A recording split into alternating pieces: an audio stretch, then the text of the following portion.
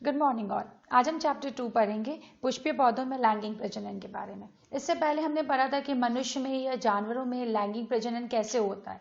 जैसे हम जानते हैं बहुत अच्छे से कि दो युग्मक की जरूरत पड़ती है, एक मादा और एक नर की। वो दोनों से मिलकर ही हमें एक नया मिलता है रूप। या तो वो मादा का रूप होता है या वह नर का रूप होता है, दोनों में से किसी एक का रूप होता है। ठीक है, दोनों के मिले हुए गुण आते हैं, तो हम उसी को कहते हैं प्रजनन होना, लैंगिक प्रजनन। अब हम पढ़ेंगे पुष्प में ये कैसे होता है। ठीक है, तो पुष्प में कैसे होता है? जनक पौधों के द्वारा अपनी सेक्स कोशिकाओं यानी युग्मक का प्रयोग करके जो नए पौधे का जन्म देते हैं, उस क्रिया को हम कहते हैं लैंगिक प्रजनन। ठीक है ना। पादपों में या पौधों में भी नर या मादा जनन के अंग होते हैं। पौधों में ये जनन अंग पुष्पों और फलों के भीतर पाए जाते वाले बीज पाए जाते हैं। ठीक है ना, पौधों में कैसे पाए जाता है? बीज के अंदर होते हैं। ऐसे पौधों को आवृत बीज कहते हैं यानी एंजियोस्पर्म्स कहते हैं। यह पुष्पीय पौधे कहते हैं। ठीक है, क्योंकि ये लैंगिक प्रजनन पद्धति द्वारा प्रजनन करते हैं। ये लैंगिक प्रजनन के द्वारा ही बढ़ते जाते हैं। ज्यादातर पौधों के फूलों में ही नर और मादा प्रजनन अंग होते हैं। फूलों में होता है।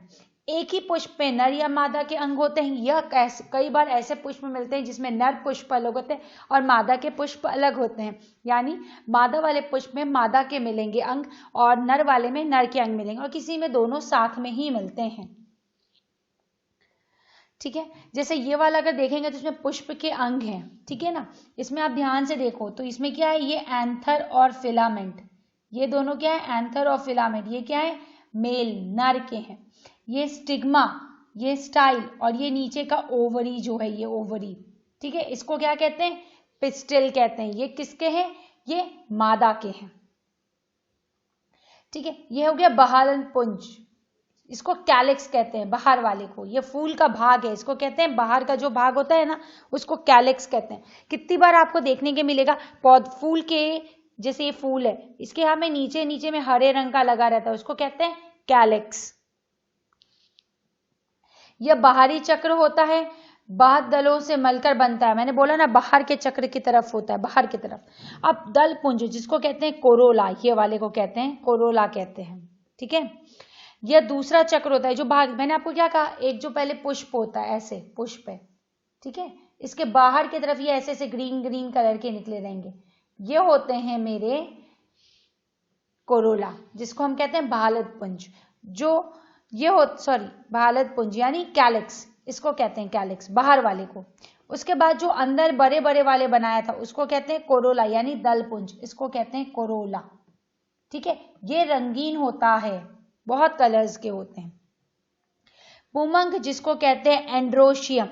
ठीक है, ये क्या एंड्रोशियम होता है? ये नर का भाग है, ये नहीं, ये वाला होता है एंड्रोशियम, ये नर का भाग होता है। इसमें क्या होगा? ये फिलामेंट होता है, फिलामेंट, और एंथर होते हैं उस पर, एंथर। ठीक है ना, फिलामेंट होता है और एंथर होता है। ठीक है ना, ये नर का भाग होता है। इसमें दो भाग होते हैं, पुतंतु और परागकोश होता है। प्रत्येक परागकोश के 2 परागकोष्ठ होते हैं जो योजी कनेक्टिव द्वारा जुड़े रहते हैं। ठीक है, अब ये होता है जायांग जिसको कहते हैं गाइनेशियम। ठीक है, यह स्त्री का भाग होता है। यह एक या अधिक अंडकों से मिलकर बनता है, एक या अधिक अंडकों से मिलकर बनता है। यदि अंडक जुड़ जाएं तो संयोत्यापी यानी सिनकर्पस कहलाते हैं। अगर अलग अलग रहते हैं तो उसको व्युक्त अंडापी कहते हैं, जिसको एपोकार्पस कहते हैं। जयांग के 3 भाग होते हैं, वर्तिकाग्र, वर्तिका और अंडाशय, जिसको हम कहते हैं पिस्टिल, और नीचे वाले भाग को ओवरी। ठीक है, उसमें होता है स्टिग्मा और ओवरी, ये सब पार्ट आता है।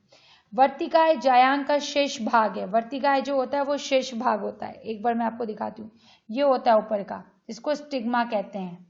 ठीक है, वर्तिका। फिर वर्तिका तंतुनुमा बेलनाकार भाग है और अंडाशय आधारीय भाग है। वर्तिका और अंडाशय दिखाती हूँ, ये होता है वर्तिका, जो ये अंडाशय का भाग है, वर्तिका। ठीक है, और ये होता है अंडाशय। ठीक है, आवृत बीजों का जीवन चक्र। पुष्पीय पादपों में लैंगिक जनन, ये क्या करते हैं? लैंगिक जनन करते हैं पुष्प में। पुष्प की संरचना एवं विभिन्न भाग, उसमें पुष्प की संरचना करना, पुष्प को बचा के रखते हैं और उसके बाकी भी भाग को बचा के रखते हैं। और नर जननांग यानी मेल रिप्रोडक्टिव ऑर्गन के बारे में पढ़ेंगे। इसमें क्या और मादा जननांग, पॉलिनेशन, विषेचन, भ्रूण पुष्पीय अंगों का विकास, अलैंगिक जनन, बहुभ्रूणता, पूजनीय अनुनाद, पादप, कायिक जनन, आवृत्ति बीज, ये सब के बारे में हम लोग पढ़ाई करेंगे। ठीक है। पादप में लैंगिक जनन जो होते हैं वो दो भाग के होते हैं। एक होता है कायिक भाग जिसमें जड़, तना, पत्ती लेता है भाग। दूसरा होता है जनन भाग। जनन भाग वो होता है जिसमें मादा और नर का पादप पुष्प मादप के जनन अंग का भाग पाट लेता है, उसको कहते हैं जनन भाग।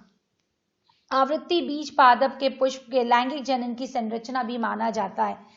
पुष्प होता क्या है? पुष्प को रूपांतरित प्रहो माना गया है। क्या माना गया है? रूपांतरित प्रहो। ठीक है ना। पुष्प कलिका की समाजता यानी फ्लोरल बड के बराबर होता है। कलिका की स्थिति कायिक कलिका के समान पुष्प कलिका भी अग्रस्त या कयस्थ होती है। कलिका का रूपांतरण क्या होता है? कुछ टाइम के बाद ये जो कलिका होती है ना, ये बढ़ती हैं, अपना साइज बढ़ जाता है इनका और ये फूल बन जाती हैं। ठीक है। पुष्पासन की अक्षाविकृति। ठीक है। ये क्या होता है? एक्सिस नेचर ऑफ थैलेमस, लंबे पर्व की विकसित होना। कुछ पादपों के पुष्प में लंबे पर्व आए पाए जाते हैं जिन पर पर्व एवं पर्व संधियां होती हैं। उदाहरण कैपेसिस, पैसिफ्लोरा, गायनड्रिपिस। पादप की पूजायंग, पुमंग व्रंत एक दलंत पाए जाते हैं। ठीक है। इनमें क्या होगा? एक दलंत पाया जाता है, एक पाया जाता है। ठीक है। स्तंभ विकास। कई बार पुष्प बनने के बाद भी स्तंभ की वृद्धि होती रहती है और यह पुष्प के ऊपर निकल जाती है। इस स्तंभ से कायिक स्तंभ की भांति पुनः विनिर्माण होता है। उदाहरण गुलाब और नाशपाती। आप देखोगे स्तंभ जब बनता है ना पौधे में, तो कितनी बार ऐसा होता है फूल बनने के बाद भी स्तंभ बनता रहता है, आगे की तरफ बनता है, तो उसको कहते हैं कि स्तंभ विकास, यानी अभी भी स्तंभ आगे बन रहा है। लंबे पुष्पासन। किन्हीं पादपों में पुष्पासन स्तंभ के समान अंडप में बढ़ जाता है तथा पुंज फल के निर्माण में सहायक होता है, जैसे चंपा में होता है ये। ठीक है। अब हम ये पढ़ेंगे फ्लोरल कंपोनेंट, यानी पत्ते कैसे हैं ना, पेड़ों पे अरेंज होते हैं। एक होता है विन्यास। इसमें क्या होता है? पुष्पासन में विभिन्न भाग जैसे बाहर दल सभी चक्रीय क्रम में व्यवस्थित होते हैं। इसमें क्या होंगे? पुष्प चक्रीय क्रम में अवस्थित होते हैं, जैसे एक फूल यहाँ, एक पुष्प यहाँ, एक पुष्प यहाँ, ऐसे चक्र में पुष्प उगता है। ठीक है। दूसरा होता है बादल दल एवं पुनः। कुछ पादपों में बाह्य दल कारिक पर्ण पे परिवर्तित हो जाते हैं। उदाहरण मुसेंडा। कई बार क्या होता है? पत्ते फूल जो होते हैं वो बाहर की तरफ लगे होते हैं, सर्कल में नहीं होता है, बाहर की तरफ लगे होते हैं। ठीक है। जनन रचना में बंध रचना में परिवर्तन।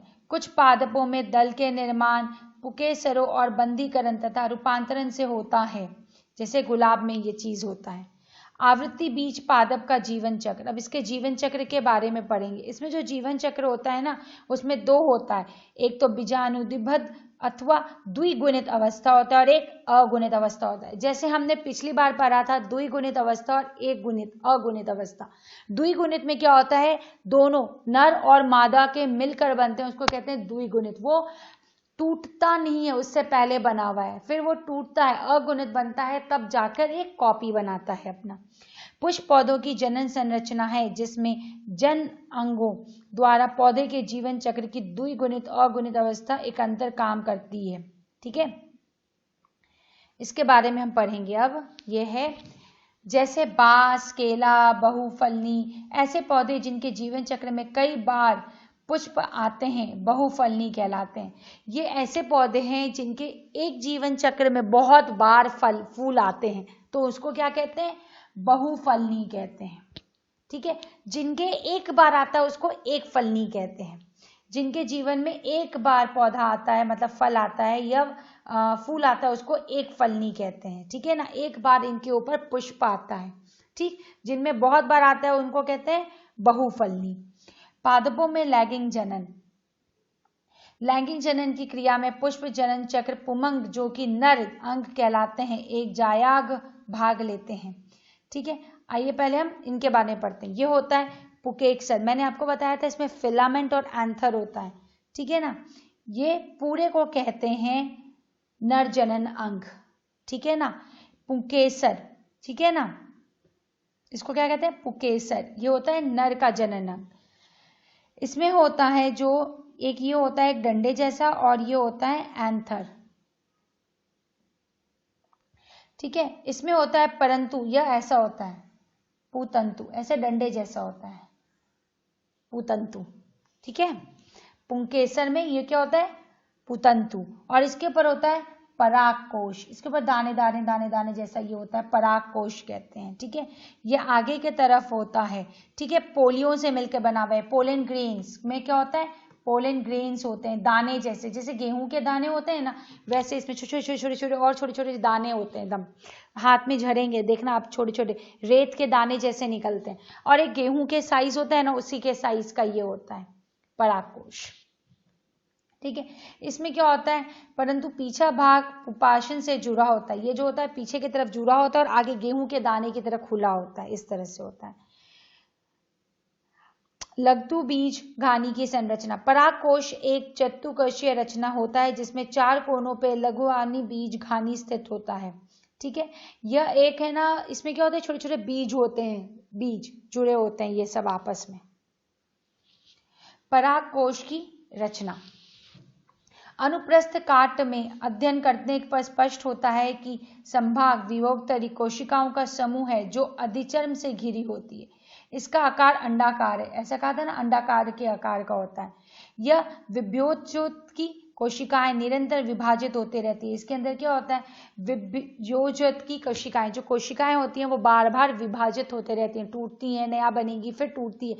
तो जब एक टूटता है तो उससे 2 बनता है, 2 से 4 बनता है, इस तरह से बढ़ता जाता है, कोशिकाएं बढ़ती चली जाती हैं संख्या में, जो कि वृद्धि करने के पश्चात 2 पोलियों में विभाजित हो जाती हैं। फिर ये क्या होती है, विभाजित होते होते होते 2 पोलियां बना लेती हैं, ऐसे 2 पोलियां बना लेंगी, ऐसे 2 पोलियां बना लेती हैं। प्रत्येक पोली परिवर्धित होकर 2 प्रकोष्ठ का निर्माण करती है, और ये क्या करते हैं, 2 प्रकोष्ठ का निर्माण करती है, और एक परिपक्व परागकोश का विकास होता है। नीचे की कोशिकाओं से पुतंतु का परिवर्धन होता है, क्योंकि इस प्रकार के परिवर्धन में एक से अधिक बीजाणु जन कोशिकाएं बीजाणु घानी से परिवर्तित होते हैं। इस प्रकार परागकोश परिवर्धन यूस्पर्जियन प्रकार का कहलाता है, ठीक है। इसमें क्या होगा, बहुत सारे इसमें से ग्रेन्स निकलेंगे, पोलेंस निकलेंगे, बहुत सारे निकलते हैं, एक नहीं निकलता है, बहुत सारे निकलते हैं इसमें से। ये देखिए इस तरह से टूटता चला जाता है, 1 से 2 इस तरह बनता चला जाता है। ये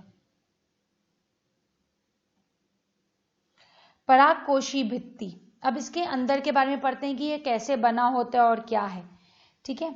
ये जो होती है परागकोशी 4 परतों द्वारा निर्मित होती है। इसको कैसे बना, 4 परत बनती है, 1 परत, 2 परत, 3 परत, 4 परत से बनी है। पहला है बाहर त्वचा, यह सबसे बाहर का परत होता है। यह अरीय रूप से सुदर्गित, यानी लंबाई में कम और चौड़ाई में अधिक होती है। इसमें लंबाई कम होता है लेकिन चौड़ाई अच्छे से होता है पूरा। इन कोशिकाओं में परागकोश की वृद्धि के साथ साथ विभाजन होता है। इस कोशिका में क्या होता है, ये विभाजित भी होता जाता है, टूटता भी चला जाता है। कई बार अधिक खिंचाव के कारण यह परत फट जाती है। जब बहुत बार इसमें खिंचाव हो जाता है ना, तो ये फट जाती है कितनी बार। फिर अंतरथीलियम, जिसको कहते हैं एंडोथीलियम, अंदर की तरफ है। यह बाहर त्वचा के नीचे स्थित होता है, यह बाहर त्वचा के नीचे अंदर की तरफ होता है। इसका विकास सर्वाधिक परागकोश स्फुटन के समय होता है। ये कब होता है, जब परागकोश में स्फुटन आता है, उस समय इसका सबसे ज्यादा विकास होता है। ये सुदीर्घी कोशिकाओं से निर्मित एक कोशिका मोटा स्तर है। ये सुदीर्घी कोशिकाओं से बना हुआ है और बहुत मोटा स्तर है।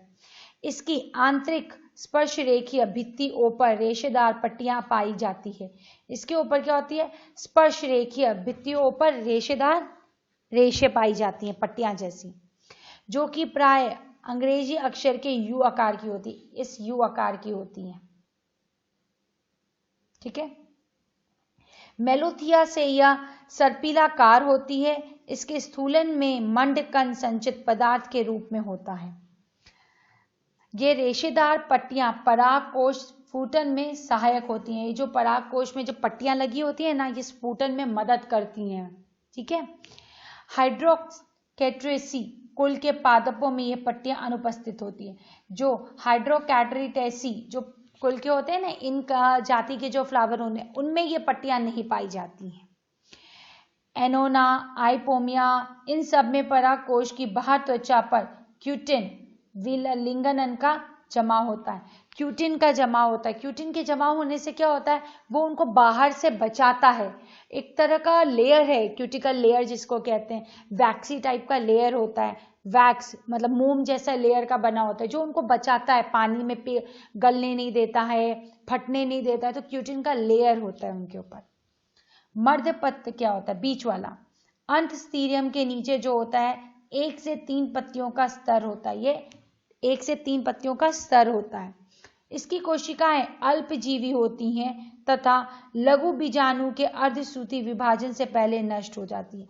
इनकी जो कोशिकाएं होती हैं वो अल्पजीवी होती हैं, ठीक है। लेकिन लघु बीजाणु के अर्धसूत्री विभाजन से, जब उनका विभाजन होता है अर्धसूत्री विभाजन, उससे पहले ये नष्ट हो जाती है, ये खत्म हो जाती है। अब आता है टेपिटम जिसको कहते हैं। ये चौथा यह स्तरीय जो होता है संरचनात्मक एकदम क्रियात्मक दृष्टि से बहुत ज्यादा जरूरी होता है टेपिटम, ठीक है। यह जो होता है लघु बीजाणु के लिए उपलब्ध पोषक पदार्थों का संवहन इसी स्तर के माध्यम लघुनानी बीजधानी तक होता है। बड़े केंद्रक एवं गाढ़े कोशिका द्रव वाली सुगर्गित कोशिका से बना स्तर है। ये किससे बना है, बड़ा केंद्रक, यानी बड़ा सा न्यूक्लियस बना हुआ है इसके, और कोशिका द्रव जो है बहुत गाढ़ा है। इसके अंदर जो कोशिका का द्रव है ना, बड़े बड़े कोशिका द्रव, वो बहुत गाढ़ा सा है। प्रारंभ में इस स्तर की कोशिका में एक केंद्रक होता है जो बाद में बहुकेंद्रक हो जाता है। पहले इसमें एक केंद्रक पाया जाता है, फिर बाद में और बढ़ जाते हैं इसमें केंद्रक।